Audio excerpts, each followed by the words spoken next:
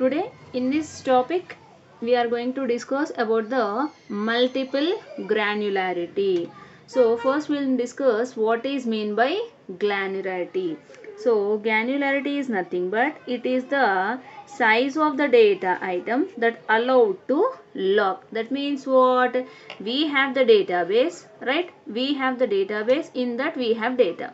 Now, how much amount of data you are locking? For example, 20% of data you are locking, or 30% of data you are locking, or 50% of data are locking, and how many types of lockings you are using. Everything we have to clearly write in a paper. So that we call it as a multiple granularity. Clear? Now, in the multiple granularity technique, we follow that whatever the things we are writing on a paper, that to be designed hierarchically, breaking up the database into blocks which can be locked. For example, in our homes, we lock the birwas. Then after we lock the door. Then after we lock the main door. Then after we lock the gate. Similarly, in the database also, in order to give the protection to the data, we have different kinds of levels of security, and we'll give that security, and will propose that serializability by giving the locking methodology. So this locking will be useful only to achieve the serializability. That means proper data, if you want to get in the database, we need to write the transaction in the serializability manner. Now, in order to achieve that serializability, we use locking method. So, till now we discussed that shared lock and exclusive lock. Now, to multiple granularity protocol enhances the concurrency and reduces the lock overhead. For example, there is a student table I locked. Now, I am the computer's lecturer. Some other student lecturer, like say commerce. So, they same also lock the student table. So, on the student table, computer subjects lecturers are locking, commerce lecturers are locking, sub administrations are locking. That means on the same table multiple locks are there. So in order to reduce this, we also use the multiple granularity. It makes easy to decide either lock a data item or unlock a data item. For example, computer lecturer asks making the lock on the student table, then no need of making a lock from the administration department or from the commerce department. Why? Because once lock is assigned on a table of a college.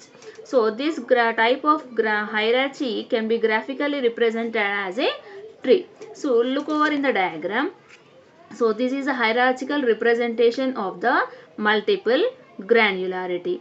Now in this multiple granularity, there are different levels are there. So this we call it as the lower level. Somewhat this is the lower to higher. So this is higher level, this is higher layer, this is almost at higher level. Right? Now there are different levels are there. So there are tree starting from a top level as follows. The first one we call it as the database. Then database have areas. Then these areas have files. These files have records. So these are the four levels of the multiple granularity hierarchy. Clear? Now, whenever you want to protecting this database, and ultimately this complete database is locked. Right? For example, if I am putting the exclusive lock on the database, so that what happens, whatever the roots you are locking, under that whatever the nodes are there, all the nodes are locked automatically with the same extension. If I used shared lock, all the below nodes for this database are locked with the share.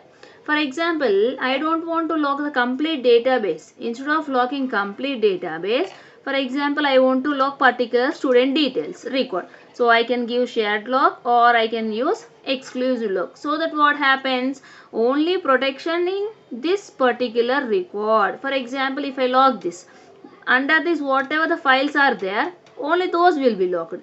That means what? With the help of the multiple granularity concept, whatever the data is needed, you can lock it unless your complete lock, no need of locking complete database. For example, I want to lock this student. Now you can lock here itself. For example, if you are not following multiple granularity, you are putting a lock over here. What happens? This complete data will be locked. This is a drawback of handling of locking when the complete database is locked. But we can overcome that problem by using the multiple granularity concept. That means whatever the node you want, that particular node you can lock it, and that lock can be applicable to the below layers also. So this is one of the condition. Now in the multiple granularity also supports some other locking modes. Now in the last session we discussed shared and exclusive. So the shared is only to give the permission as read, and this exclusive is gives the permission as read and write. Now not only these two, this multiple granularity also allows us some more locking methods. So that some more locking methods we call it as the intention mode lock. Clear?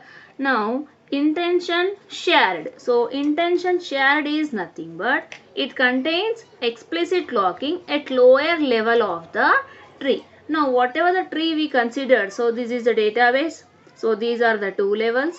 Consider these are the two levels. Consider this is the two level.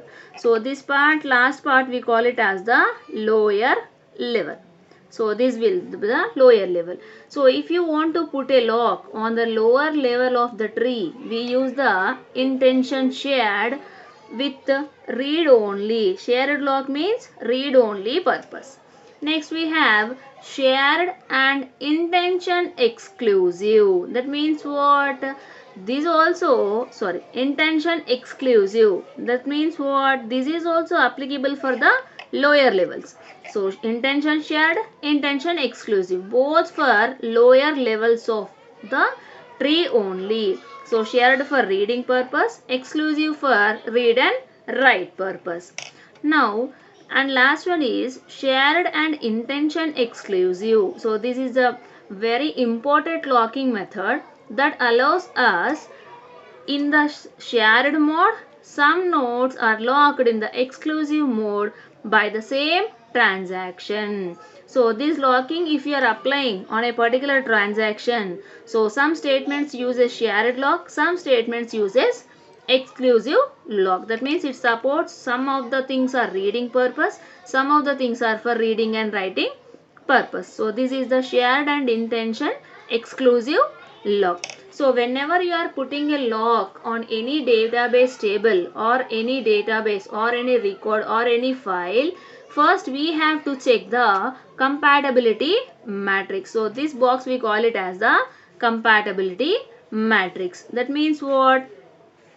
Here we have IS, intention shared, intention exclusive, shared intention exclusive, exclusive. So similarly how we are writing, the same things are there.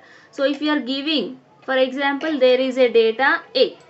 On this over data A, if you are applying intention shared, now on the same thing you can apply intention shared, intention exclusive, shared, this and this only exclusive is not applicable. If I giving intention exclusive lock on A, you can give this, you can give this, you cannot give the shared lock, you cannot give this one, you cannot this one. That means if you are applying any lock on particular data item A with any one of this, and automatically these also will be applicable. So this is about your compatibility matrix. So up to this you can write for the multiple granularity.